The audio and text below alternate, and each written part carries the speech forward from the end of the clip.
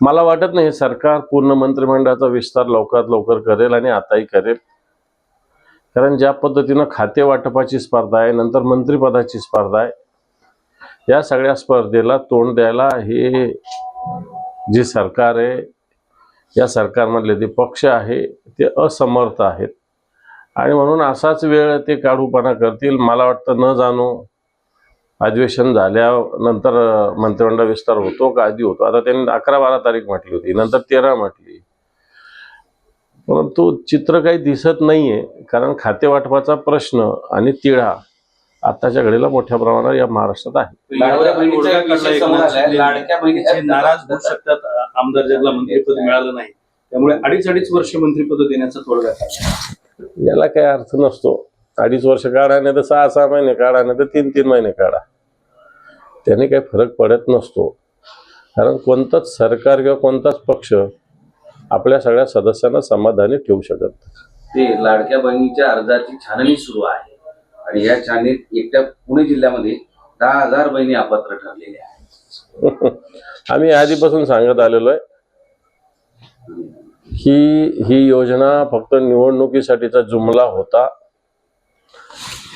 जसं शेतकऱ्यांची जी योजना आहे, पंतप्रधान सन्मान किसान सन्मान योजना, ही सुद्धा सुरुवातीला 1.25 कोटी लोकांपर्यंत होती या महाराष्ट्रातल्या 1.25 कोटी शेतकऱ्यांपर्यंत. आता ती 82 लाखापर्यंत आलेली आहे. आणि मला वाटतं तसंच चित्र लाडकी बहीण योजनेचं होईल.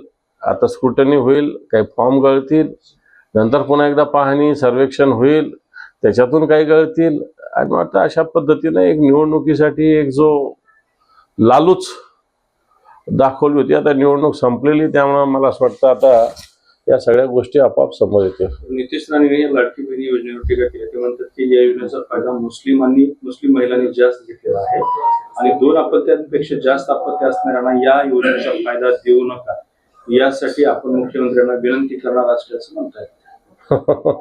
हे सगळं जे सरकारला करायचं ते अशा काही छोट्या मोठ्या आमदारांकडून बोलून घेणं आणि तो माइंड सेट करणं, अशा पद्धतीने सरकारची कामाची पद्धती. त्याच्यामुळे मला वाटतं नितेश राणे यांनी सरकारला जे करायचं आहे ते त्याच्या तोंडून बोलून घेतलेलं दिसतंय. ठळक घडामोडींसाठी देशोन्नती न्यूज चॅनलला सबस्क्राईब करा आणि बेल आयकॉन प्रेस करा. मुंबई, पुणे, नागपूर, मराठवाडा असो का विदर्भ, राजकीय, सामाजिक, शैक्षणिक क्षेत्र असो का क्रीडा, सर्वच घडामोडीचे विश्लेषण पाहायला विसरू नका. फक्त देशोन्नती न्यूजवर.